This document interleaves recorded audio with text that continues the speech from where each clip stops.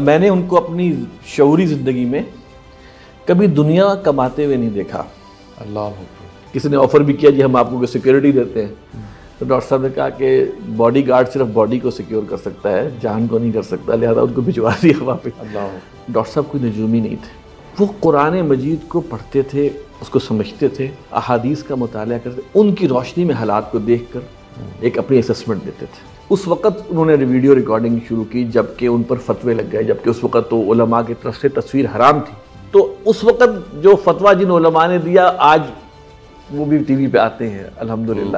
السلام علیکم جی, میرا نام قاسم علی شاہ, میرے ساتھ انتہائی محترم آصف حمید صاحب, میں بڑے بھائیوں کی طرح ان کو سمجھتا ہوں اور ان سے اصلاح بھی لیتا رہتا ہوں. آپ کو بتاتا چلوں کہ آصف صاحب جو ہیں وہ ڈاکٹر اسرار صاحب کے صاحبزادے ہیں اور بڑا خیر کا کام کر رہے ہیں. یہ میں آصف بھائی کی اس لیے بھی رسپیکٹ کرتا ہوں کہ ڈاکٹر صاحب کا سارا کام جو ان کی زندگی میں ریکارڈ ہوا اس کو جس انداز سے انہوں نے سنبھالا اور جس انداز سے آج اگر دیکھیے کہ ڈاکٹر صاحب کے جو بیانات ہیں اور سب کے سب جو کہہ لیجیے دعوت کا کام انہوں نے کیا جس انداز سے اب پھیل رہا ہے, یہ پتہ لگتا ہے کہ یہ قبولیت کی نشانی ہے, یہ اللہ کا خاص کرم اور فضل ہے کہ ان کے پردہ فرمانے کے بعد بھی ان کے سارے جو ویڈیو میں موجود بیانات ہیں وہ کہاں کہاں پہنچ جاتے ہیں, کتنی دنیا ان کو سن رہی ہے. آصف بھائی میں آپ کو یہ بھی بتاتا چلوں کہ ہم اکٹھے آج کیسے بیٹھے. ایک بڑی شاندار کانفرنس ارینج کی جا رہی ہے جو ڈاکٹر اسرار صاحب کے حوالے سے ہے اور وہ اگست کے منتھ میں 27 اگست سنڈے ہے, الحمرہ میں ارینج کی جا رہی ہے. میں بھی اس میں اسپیکر ہوں, لیکن ڈاکٹر صاحب ابھی بتائیں گے کہ کون کون سے ہمارے قابل لوگ اس میں اسپیکر ہیں. تو اس کی دعوت میرے پاس آئی تھی, میں نے کہا اس سے اچھا موقع کوئی نہیں ہے کہ آصف بھائی سے ہم جانیں ڈاکٹر صاحب کے بارے میں. تو میرا پہلا سوال جو ہے وہ, اب یہ کوئی علمی گفتگو نہیں ہم کرنے لگے, ہماری ساری گفتگو جو ہے وہ ڈاکٹر صاحب کی شخصیت کے ارد گرد گھومے گی. آصف بھائی, سب باپ ہی اچھے ہوتے ہیں, ہر بچے سے پوچھیں والد کیسا ہے, وہ کہے گا جی والد کمال کی شخصیت ہے.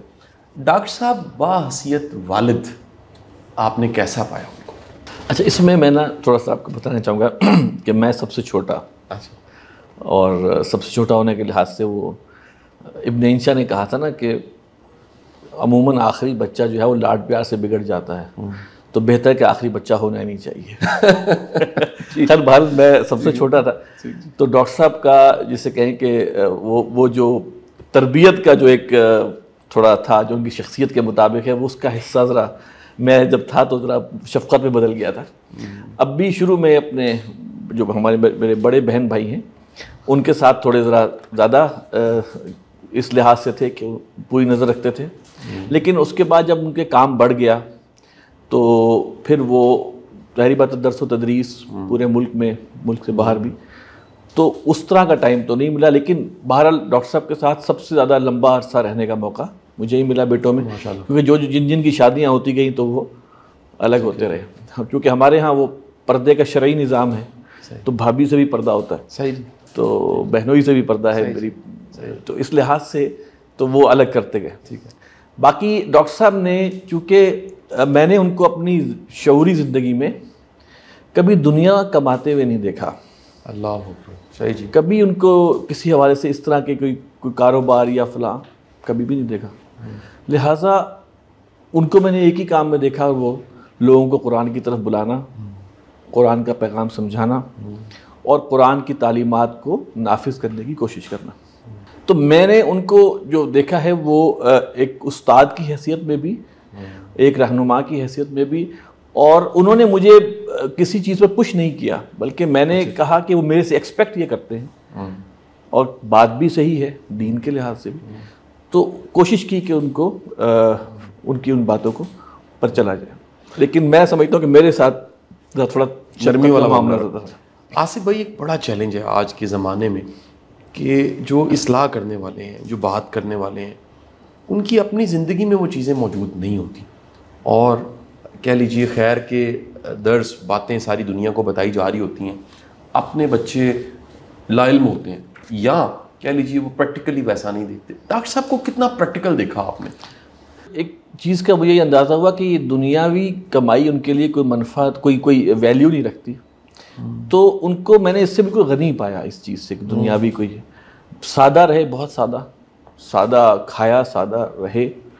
یعنی کہ میں نے شاید ان کو سفید کپڑوں کے علاوہ بہت کم کسی اور رنگ کے کپڑوں میں دیکھا ہو. ایک بڑی جوڑا سفید رنگ کا ہی ہے وہ پہن رہے ہیں, ویسٹ کوٹس کبھی چینج ہو جاتی ہے. جو انہوں نے کہا الحمدللہ اس پر وہ کاربن تھے عملاً. اور ساری باتیں گھر میں, جب ہم گھر میں سب سے بڑا جو ہوتا ہے نا لگا ہوتا ہے دوربین کے دیکھیں جی باہر کیا کہہ رہے ہیں اور گھر میں کیا ہے, وہ الحمدللہ وہ اس میں کوئی فرق نہیں تھا. صحیح الحمدللہ گھر میں جو باہر تھا وہ ان کا معاملہ گھر میں ویسے تھا. اچھا ایک صاحب, میں ان کا نام تو نہیں یہاں کوٹ کرنا چاہوں گا, وہ ڈاکٹر صاحب کی بڑی قربت ان کی رہی اور وہ چند دن پہلے بیٹھے تو انہوں نے بڑی خوبصورت ایک بات مجھے بتائی. وہ کہتے ہیں کہ ڈاکٹر صاحب جو ایک وراثتی ہوتے ہیں حقوق, یعنی جو چیزیں آ رہی ہوتی ہیں ان کی تقسیم میں بھی انہوں نے تقسیم کر دیا کہ یہ بہن کو دے دو, دوسروں کو دے دو, مجھے نہیں چاہیے. ایسا ہی تھا؟ نہیں, اصل میں ایسا تھا کہ ظاہری بات ہے وراثت تو وفات کے بعد ہی ہے, اس سے پہلے جو بھی ہے وہ ہبہ کر دینا ہے. اچھا ہبہ کا معاملہ یہ ہے کہ انہوں نے یقیناً اس ایک کچھ ایریا جو شروع میں جو ہمارا گھر تھا ایک اسلام پورہ میں, اس کو بیچا. اس میں سے کچھ جو حصہ بیٹیوں کا تھا وہ ایک ہمارے چچا کی کمپنی تھی اس میں لگایا, اور بیٹوں کے لے کر تو ایک ماڈل ٹاؤن میں اس وقت زمین سستی ہوا کرتی, 76 77 78 میں تو آپ کو پتہ, تو اس وقت لے کے وہاں پر 4 کوارٹر نما گھر ایک اس میں بنا دیا, تو بیٹوں کو وہ دے دیا تھا وہ. لیکن جب ڈاکٹر صاحب فوت ہوئے نا تو اس کے بعد جب ہمیں جو تقسیم ہمیں سامنے جو بھی کچھ آیا تو میرے خیال سے کوئی بھائیوں کو 55,000 روپیہ فی بھائی ملا تھا, جو بھی صحیح جی واٹ واز لیفٹ. اس کے علاوہ کچھ اور نہیں تھا. باقی ان کی کچھ ہم نے کپڑے آپس میں ان کے استعمال کی چیزیں آپس میں ہم نے وہ بھی سوچ سمجھ کے جس طرح بھی ہوا, تو دیٹ واز اٹ. آصف بھائی ایک سوال میرا یہ بھی ہے کہ ہم پرانے نام علامہ محمد اقبال اور بڑے بڑے نام جنہوں نے کوئی خیر کا کام کیا کوئی تاریخ میں, ان کے نام پڑھتے ہمیں لگتا ہے پرابلم فری لائف تھی, کوئی مسئلہ نہیں تھا, بس یہ بڑا کام کیا اور دنیا سے چلے گئے. حالانکہ بڑے چیلنج ہوتے ہیں. وہ سب کے سب چیلنج جو ڈاکٹر صاحب فیس کرتے رہے, آپ نے خود اپنی آنکھوں سے کیا دیکھا اور ان کو کس طرح سے ان چیلنجز کو دیکھتے رہے؟ کہ ایک چیلنج ان کی زندگی میں وہ بھی آیا کہ کبھی کہ کوئی ایک خاص مکتب فکر جو ہے وہ ڈاکٹر صاحب کے خلاف ہوا. بہت بعض اوقات فتوے بھی نکلے, لوگوں نے کہا جی اب آپ کی جان کو خطرہ ہے وغیرہ. ڈاکٹر صاحب نے کہا کہ جان اس وقت تک نہیں نکلے گی جب تک اللہ کا امر نہیں ہے. اور بعض اوقات ان کو کسی نے آفر بھی کیا جی ہم آپ کو سیکیورٹی دیتے ہیں, تو ڈاکٹر صاحب نے کہا کہ باڈی گارڈ صرف باڈی کو سیکیور کر سکتا ہے, جان کو نہیں کر سکتا, لہذا ان کو بھجوا دیا واپس. تو الحمدللہ باقی دیکھیے ان کی جو ڈپریشن یا جو وہ جب وہ اپنے آپ کو بہتر فیل کرتے تھے وہ اسلام اور ملک کی حالات کے حوالے سے تھا.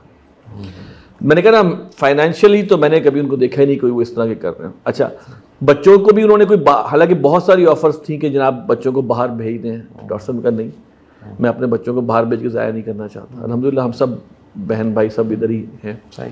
تو زیادہ تر لوگ پریشان دنیاوی معاملات اپنے فائنینشیل سے, ڈاکٹر صاحب اس سے اللہ تعالیٰ نے ان کو نکالا ہوا تھا.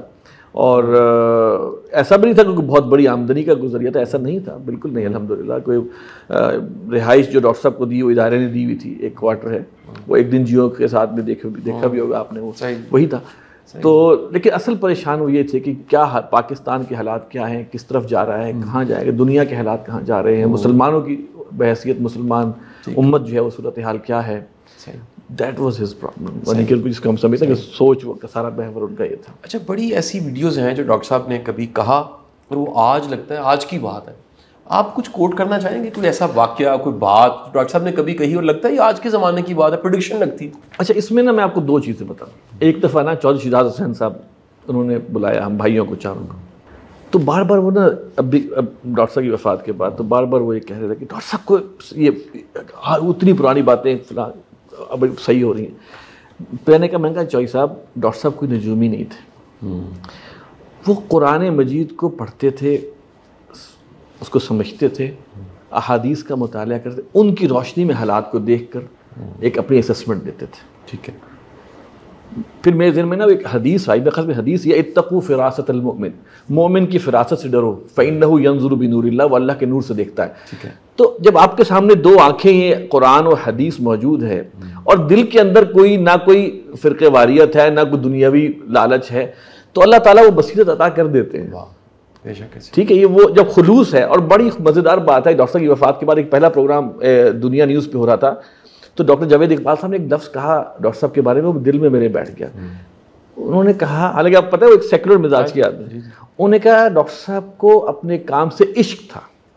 واہ کیا بات ہے. یہ جو الفاظ تھے نا، یہ چیز میرے دل میں بیٹھ گئی کہ جب عشق ہوتا ہے تو مثال کے طور پر سر آپ بھی ایک جب دل و دماغ سے کسی اپنے ادارے کے بارے میں سوچتے تو ایسی راہیں نکالتے ہیں، ایسی آپ فیوچر کے لحاظ سے پلاننگ کرتے ہیں آپ کو، کیونکہ آپ سنسیئر ہیں نا. بالکل ٹھیک. اور کوئی کاروباری بندہ بھی اسٹریٹجی بناتا ہے اپنی کمپنی کی تو ہی is too sincere to his work. بالکل ٹھیک ہے. تو وہی چیزیں سامنے آ جاتی ہیں. تو اس میں نجوم کا علم نہیں ہے، صرف اس کاز کے ساتھ خلوص ہے اور اللہ کے دین کے ساتھ جو ہے وہ اپنا جو ہے وہ جڑنا ہے. اچھا یہ سوال آپ کو بڑی سادہ روایتی سے لگیں گے، لیکن میں اس لیے پوچھنا چاہوں گا، لوگ ڈاکٹر صاحب سے محبت کرتے ہیں سر. ڈاکٹر صاحب کی پسندیدہ خوراک کیا تھی؟ یعنی آپ نے انہیں بڑی خوشی کے ساتھ کسی چیز کو، کسی کھانے کو انجوائے کرتے دیکھا ہو؟ نہیں، اب بھی الحمدللہ جو خوراک ہونی چاہیے وہ تھی. ظاہری بات ہے آخری دنوں میں تو خیر امی ذرا ہولڈ کرتی تھی، لیکن واٹ ایور جو بھی ہے، میٹھے میں آئس کریم بڑی پسند ہے، آم پسند ہے. باقی یہ کچھ بھی اچھا پکا ہو تو وہ بڑے شوق سے الحمدللہ کھاتے تھے. آپ نے سب سے زیادہ خوش نے کب دیکھا؟ یا کوئی خوشی کا ایسا لمحہ جہاں آپ کو محسوس ہوا کہ ڈاکٹر صاحب آج بڑے خوش ہیں؟ اصل میں آپ کو بتاؤں کہ شاید وہ خوشی اس وقت ان کو وہ ہوتی جو کہ اصل ہم خوش دیکھتے جب وہ دین کا کوئی نفاذ دیکھ لیتے. باقی وہ بہت اچھے ہنسنے بات کرنے والے، کبھی آپ ملاقات کریں تو وہ تو لطیفے بھی چل رہے ہیں، ہنسی مذاق بھی چل رہا ہے، تو وہ تھا. باقی یہ طالبان جب افغانستان میں انہوں نے حکومت بنائی تو ان کو ایک امید سی ہو گئی تھی کہ یہاں پر اللہ تعالیٰ دین کا احیاء کرے گا، ان کے لیے خوشی کا تھا. لیکن جب وہ 9/11 کا واقعہ ہوا اور پھر وہ وہاں پہ حملہ ہوا تو بہت ڈپریشن میں تھے. باقی تو الحمدللہ جسے ہم کہنا کہ وہ شاید اس وقت اگر دین کا کوئی نفاذ ہوتا تو ہم واقعی ان کو بہت خوش دیکھتے. صحیح. آصف بھائی آپ اب دنیا پھرتے ہیں، زمانہ کتنی دنیا آپ سے ملتی ہوگی. ہم ڈاکٹر صاحب کی وفات کے بعد میں آپ سے ملا، کتنے ڈاکٹر صاحب کے چاہنے والے آپ کو ملے. کیسا لگتا ہے جب کوئی فیڈ بیک دیتا ہے، کوئی کہتا ہے کہ جی فلانی ویڈیو سے، فلانے بیان سے، فلانے کام سے، فلانی کتاب سے مجھے بڑی خیر ملی ہے؟ آپ کے احساسات کیا ہوتے ہیں؟ اس وقت دل سے دعا نکلتی ہے کہ اللہ تعالیٰ قبول کرے ڈاکٹر صاحب کے ایفرٹ کو. خوشی ہوتی ہے لیکن ساتھ یہ بھی ہوتی ہے کہ اللہ تعالیٰ قبول اور ہمیں بھی اس کا مصداق بنائے. یعنی کہ اپنی کم عملی کا اعتراف ہوتا ہے کہ میں ایسا نہیں ہوں جو انہوں نے کہا. اللہ تعالیٰ مجھے بھی اس کا مصداق بنائے. اور پھر یہ کہ الحمدللہ دل میں یہ ہوتا ہے کہ ایسا فیل ہوتا ہے کہ اللہ تعالیٰ کے ہاں بھی قبولیت ہے، کہ جو قرآن مجید کا جو ذکر ہے یا اس کا جو پیغام ہے وہ اس طرح پھیل رہا ہے. تو یہ اللہ تعالیٰ کی مشیت، اللہ تعالیٰ کی قبولیت کے بغیر پاسبل نہیں تھا. ہم لوگ تو اپنی چھوٹی موٹی سی ایفرٹ کر سکتے ہیں، اصل قبولیت اللہ تعالیٰ کی طرف سے. ایسی ایک سوال میرا بڑا امپورٹنٹ ہے، کیسے آپ نے یہ سارا ڈیٹا سیو کر لیا ٹائملی؟ بڑا چیلنج ہوتا ہے سر. مشاہیر ایسے گزرے جن کا سر کوئی ریکارڈ نہیں بچ سکا، ان کی فیملی کو اندازہ نہیں تھا. میں ایسے کئی ناموں کو جانتا ہوں جن کا کسی قسم کا ریکارڈ نہیں یا ریکارڈ ضائع ہو گیا. آپ نے سر، آپ کو خیال کیسے آیا؟ یہ بڑا آپ نے خیر کا کام کیا، اللہ تعالیٰ آپ کو جزا دے اس کی کہ ڈاکٹر صاحب کی بڑی چیزیں سیو ہو گئیں اور اب یوٹیوب پہ چلی گئیں. پھر ایک دفعہ تو یوٹیوب کا چینل بھی میں نے سنا ہے وہ شاید اڑ گیا یا کچھ چیلنج اس میں آ گیا، پھر دوبارہ آپ کو بنانا پڑا. کیسے آپ کو خیال آیا؟ اصل میں سب سے پہلے ڈاکٹر صاحب چونکہ اس وقت انہوں نے ویڈیو ریکارڈنگ شروع کی جبکہ ان پر فتوے لگ گئے، جبکہ اس وقت تو علماء کی طرف سے تصویر حرام تھی. تو ڈاکٹر صاحب یہ کہا کرتے تھے کہ اگر پاسپورٹ کے لیے تصویر جائز ہے، اگر میڈیکل کسی اس کے لیے جائز ہے تو اسلام اس سے بڑا حقدار ہے کہ اس کے لیے تصویر ہو. Very nice. اور ڈاکٹر صاحب یہ کہا کرتے تھے کہ آڈیو ویژول یہ دونوں، ایک باڈی لینگویج بھی ہوتی ہے، ایک آپ کی ووکل ہے، ایک باڈی لینگویج بھی ہے. آڈیو ویژول جب ساتھ ہوتے تو اس کا امپیکٹ اور ہوتا ہے. تو ڈاکٹر صاحب کا ذہن اس لحاظ میں، ظاہری بات ہے وہ میڈیکل ڈاکٹر تھے اور پھر جدید علوم پہ بھی الحمدللہ اللہ تعالیٰ نے ان کو دسترس دی تھی. تو اس وقت جو فتویٰ جن علماء نے دیا آج وہ بھی ٹی وی پہ آتے ہیں الحمدللہ. تو اس وقت انہوں نے اس کی کیا اور ہم نے پھر اس کو اس سے پہلے، میرے سے پہلے میرے بڑے بھائی تھے وہ کرتے تھے ریکارڈنگ.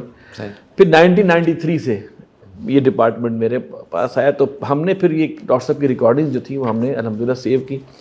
اور پھر وقت کے ساتھ ساتھ ہم اس کو اپ گریڈ ڈیجیٹائز کرتے چلے گئے. پھر یوٹیوب جب شروع ہوئی تو اس وقت ہم نے 10 منٹ میں اس کو کیا، پوری R&D وغیرہ کی.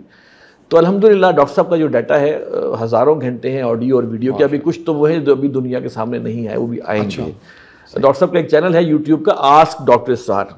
اس پر وہ سوال و جواب ہیں جو شاید پہلی دفعہ سامنے آ رہے ہیں، اس پر وہ الحمدللہ بہت وہ لوگ ہم سنتے ہیں، دیکھ کے اس کو کر کے کرتے ہیں، تو اللہ کا شکر ہے. اور یہ بھی اللہ کا فضل ہے، دیکھیے سب ہمارا کوئی کمال نہیں ہے، نہیں اللہ تعالیٰ، میں بڑی کھلی آنکھوں سے دیکھتا ہوں کہ اللہ تعالیٰ ہی کا اذن ہے. اور اگر وہ چینل بند ہونا تھا تو وہ بھی ہم سمجھتے تھے ٹھیک ہے اللہ کا فیصلہ ہے، بند ہے تو کوئی بات نہیں. ہم نے اگرچہ کوشش کی چینل کو کرنے کی، اس میں ڈاکٹر صاحب کے اوپر جو ہے وہ جوئش کرونیکل ایک رسالہ ہے جو چھپتا ہے اسرائیل میں، انہوں نے کلیم کیا کہ ہم نے بند کروایا ہے. تو ٹھیک ہے انہوں نے کیا ہے.